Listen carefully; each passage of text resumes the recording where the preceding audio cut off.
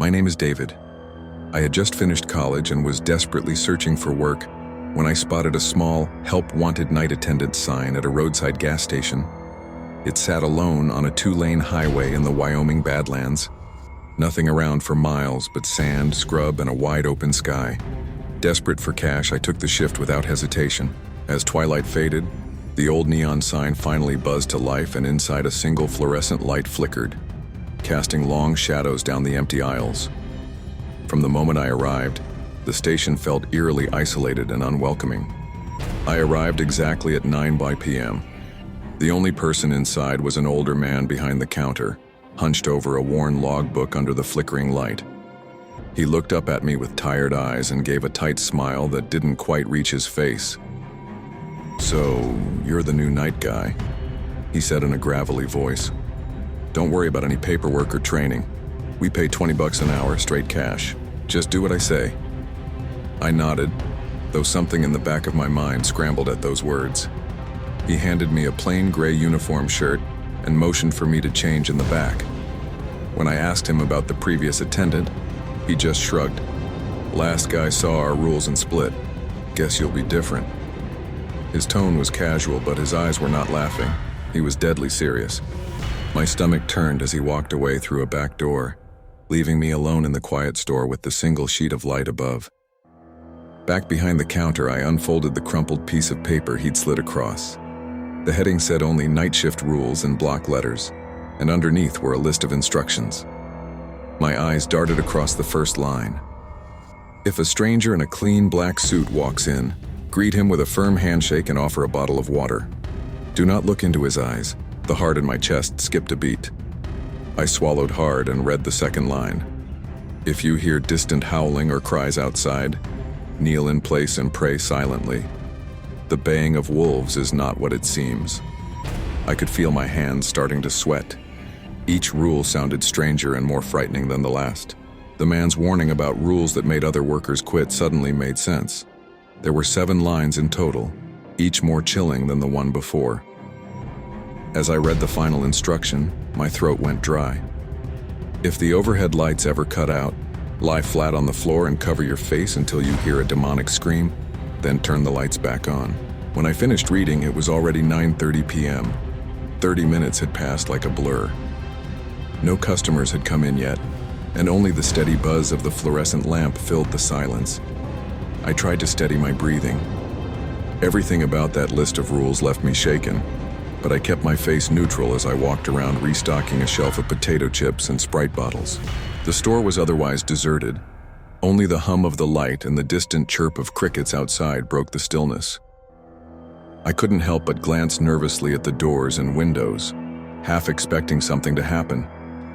None of the rules specifically applied right now, but I noticed how quiet it was. Too quiet. The manager's eyes behind the counter kept me uneasy, but he gave no sign of feeling the same. Trying to stay calm, I finished sweeping the floor and wiped down the dusty counter.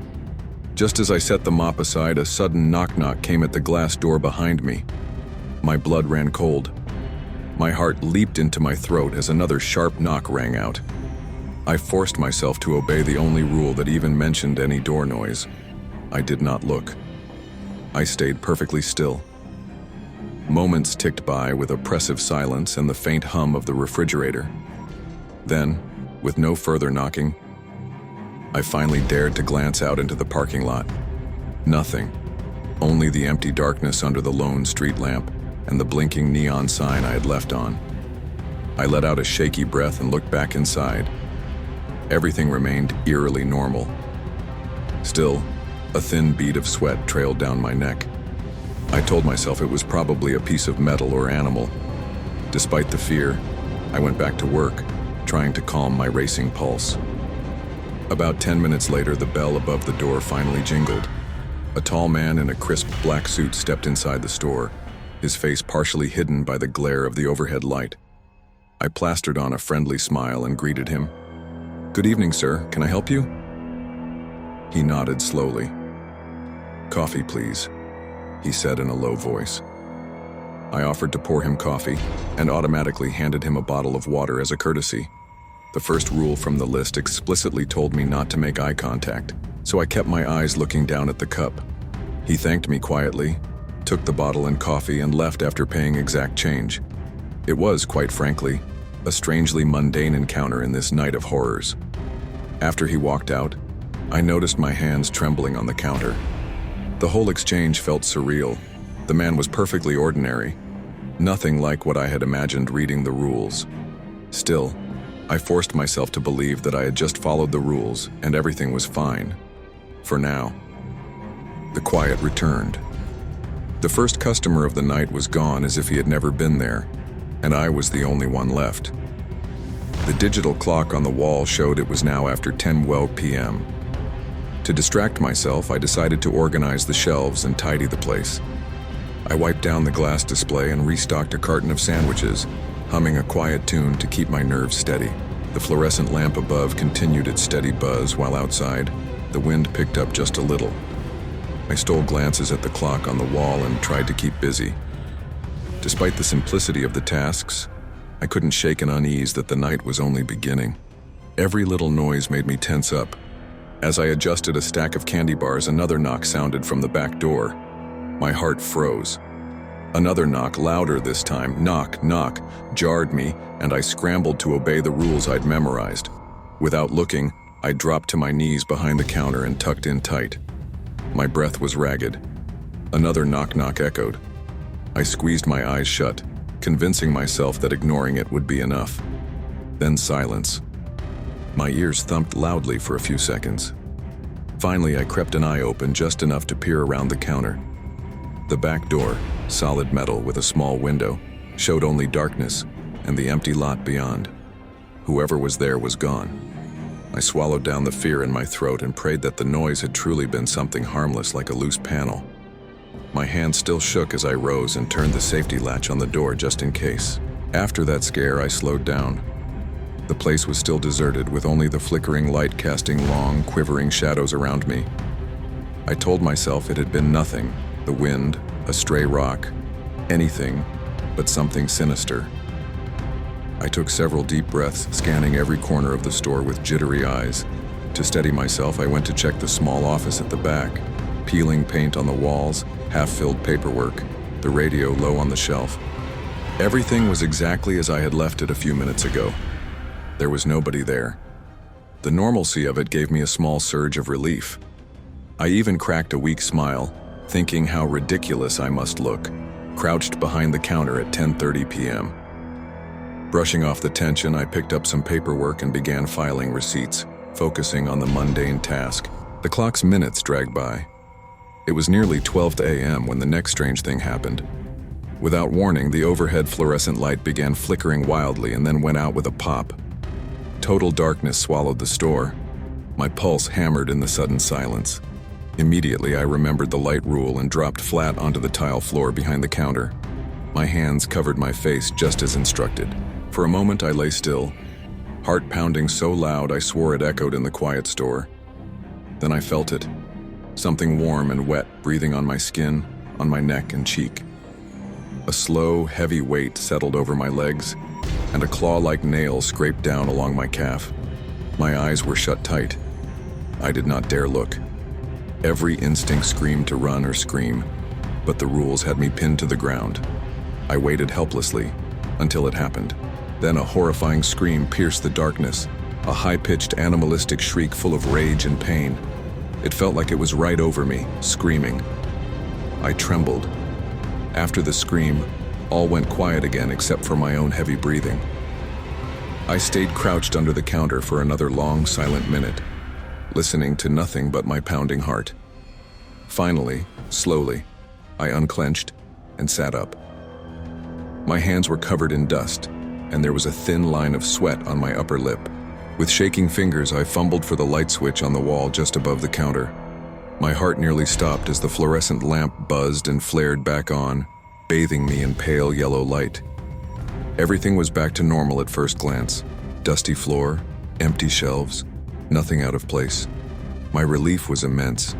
I'd survived whatever that was. I sat back on my heels and let out a long breath I didn't realize I'd been holding. My watch read 12:18 a.m. I needed to keep moving to stay alert, so I tried a little coffee break. I spilled some grounds in the filter and filled the pot with water, listening to it percolate.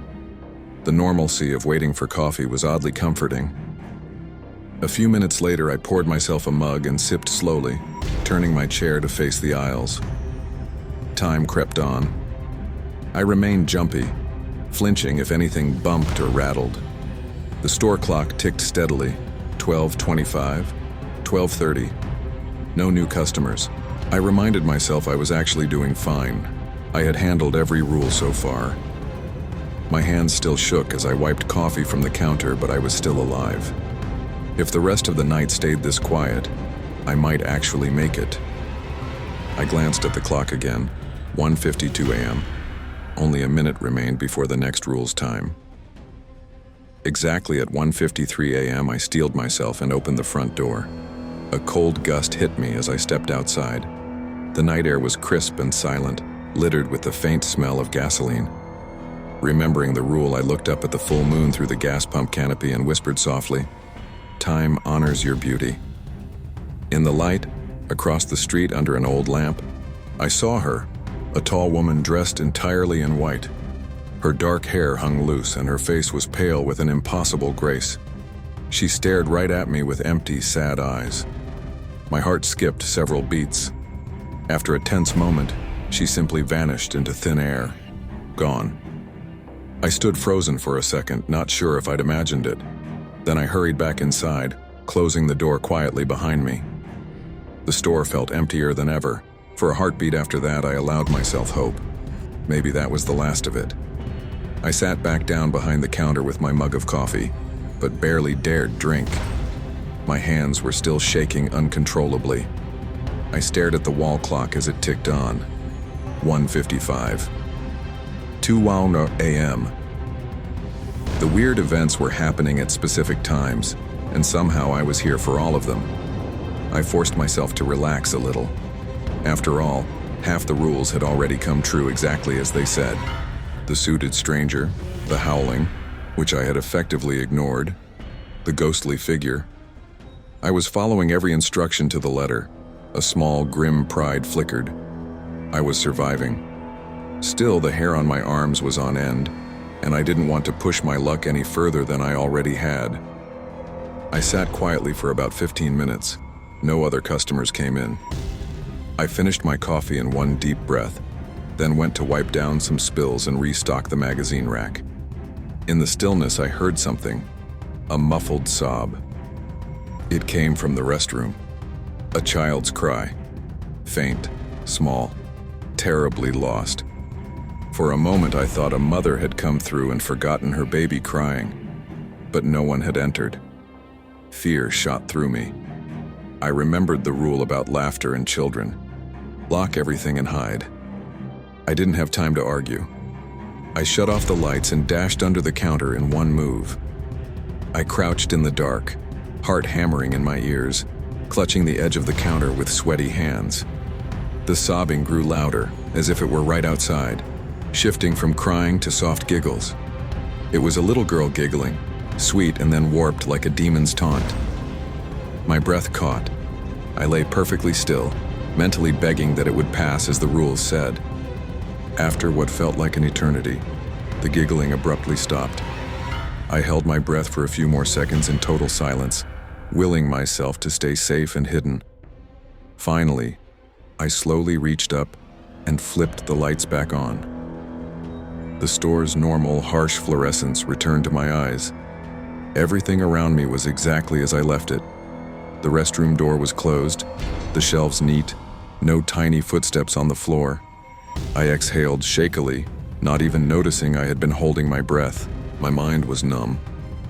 The sudden silence left me dizzy, but I managed to stand. My heart was still pounding, but I had survived that ordeal too. Just to make sure, I quietly locked the restroom and the side door, even though they were already shut. Something in me needed that extra reassurance. The clock now read 2:10 a.m.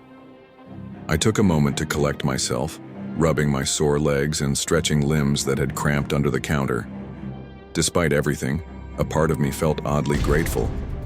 I had followed the rules and nothing bad had happened yet. The dawn was getting closer. To keep my mind occupied, I decided to check the store camera monitor just in case. The screen showed a live feed of the pumps and lot behind the station. There, in the glare of the infrared, I noticed a battered blue van roll into view.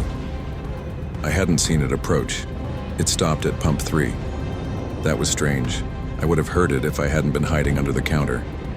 I had no choice but to follow the rules. I silently crossed the floor to the counter as the bell chimed. 3 figures got out of the van, all of them oddly still in the glow of that very same light. They walked very slowly toward the door. One of them had a voice that rasped like dry leaves as they spoke to each other in low tones. I could feel their eyes on the store before they even came in.